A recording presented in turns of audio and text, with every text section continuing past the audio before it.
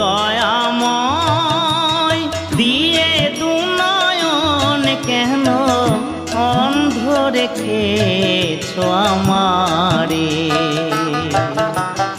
ও গো দয়াময় দিয়ে দুনয়ন কেন অন্ধ রেখেছ আমারে।